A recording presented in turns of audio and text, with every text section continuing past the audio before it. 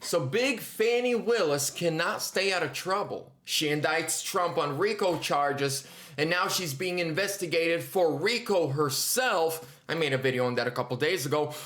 And now she's losing her mind, ripping her hair out, and she's screaming, "Jim Jordan, stop investigating me." Let's get right into it. Hello, ladies and gentlemen. Welcome back to ANN, American News Network. I'm your host, Vlad. Really quickly, I want to thank the sponsor of today's video, Mike Lindell. His company's My Store and My Pillow. Use links down below in the description with promo code ANN at checkout. There's also a link to my merch store. Get a patriotic t-shirt. Represent freedom and style. And let's get right into it. Fani Willis lashes out at Jim Jordan for launching investigation into her Trump RICO case, accuses him of trying to obstruct a criminal proceeding. So, messing with the presidential election and interfering with the presidential election, that's okay, right? Turning the greatest country in the history of the world into a banana republic to the far left extremists, that's okay. But being investigated for interfering with an election is not okay. Make it make sense, libs. Make it make sense. Fulton County DA Fani Willis lashes out at Representative Jim Jordan for launching an investigation into her Trump RICO case.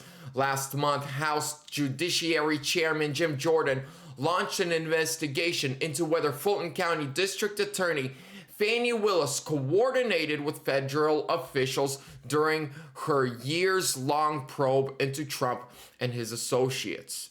Fani Willis hit President Trump and 18 others with RICO and conspiracy charges for daring to challenge the 2020 election in Georgia. A Fulton County grand jury last month returned a 41-count indictment, which included RICO and conspiracy charges against Trump. So, Jim Jordan says, Ms. Willis's indictment and prosecution implicate substantial federal interests, and the circumstances surrounding her actions raise serious concerns about whether such actions are politically motivated. Jim Jordan wrote, Willis began her investigation into Trump in February of 2021, yet she waited until the 2024 election season was in full swing to charge the former president and current leading by far GOP candidate. The timing of this prosecution reinforces concerns about your motivation. In February 2021, news outlets reported that you directed your office to open an investigation into President Trump. This is something that Jim Jordan told her. So now she responds and says,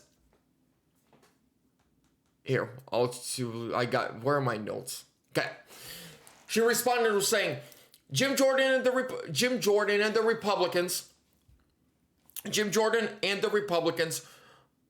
are acting out of pocket. They are interfering with a criminal investigation and due process.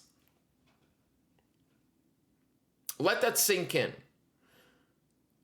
Fani Willis and the Democrats are angry that Jim Jordan and his team are interfering with their so-called due process. But the due process of an election, free and fair election, one of the only things that makes this country what it truly is. And even now, when I look at our elections, it's sad, it's horrifying. We know where this leads to. But even with all the things they are doing, that's okay on their side. But ladies and gentlemen, I want to say something else. Prepare. Prepare yourself for the next, until Trump not only wins, but is inaugurated. Until inauguration day, if we think that we have been tired, right, and fed up with their games, with their psychological warfare on their own citizens by our intelligence agencies? We haven't seen anything yet. A brand new CNN poll yesterday came out and said that if the election were held yesterday, Trump 47, Biden 46. Trump is officially in the last since Biden hopped into the 2020 election, is the first person, yes, it's only by a point according to them, but is the only person to ever poll higher than Biden in the last 5 years. Even leading up to the 2020 election, the closest Trump was, according to, CNN and MSNBC, was like 5 points behind. That's the closest he ever got. Now he's actually polling higher. That's on a nationwide poll. And they can't hide it anymore. Even I was watching the video, they posted it on X. Even they're saying, we've never seen this. We've never seen Trump poll where he is. Not in 2016, not in 2020. This is the first time he's actually beating Biden in the polls. And it's only getting worse and worse for Biden, better for Trump. In the African American community in 2020, Trump got, I believe, 6% of the African American vote. Biden got 90%. Today, Biden amongst African American voters is at 60%. Trump is at 20%. The most popular Republican president among Hispanics and black voters in the history of the United States is Donald J. Trump. And you might ask why. Well, because the Democrats keep screaming systemic racism. Black people going to prison for nothing. They get charges here, there, and then when African Americans who believe that, now when they look at Trump, they say, oh, the same establishment that has been locking us up and our people up is now locking him up. So obviously, he's not part of the establishment. He's not part of the club. He's not part of the uniparty in the swamp. He's a brother now. Orange is the new black. By the way, Obama is gay. But we knew that. Tucker Carlson released.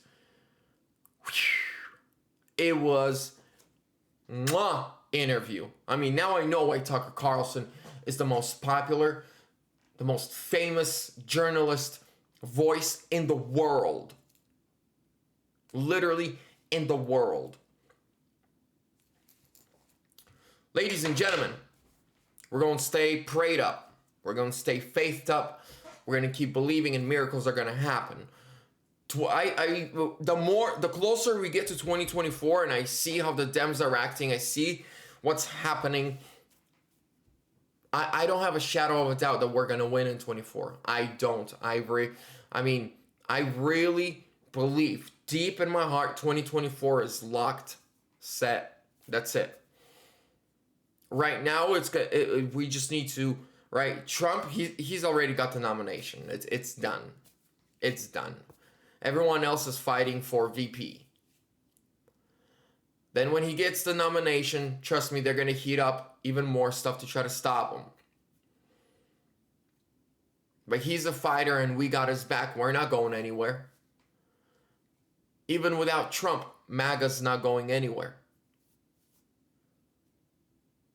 Ladies and gentlemen, I want to thank everybody who watches my videos, who shares them on other social media platforms like Twitter and Facebook. It means a lot. I want to thank everyone who likes my videos, who comments, who shares. To all the subscribers, if you're not subscribed yet, please consider doing so now. Also hit that bell notification button so that you are notified every time I upload. I bring you the latest news. I try to speak truth into a world full of lies.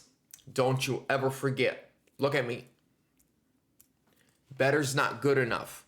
The best is yet to come. God bless.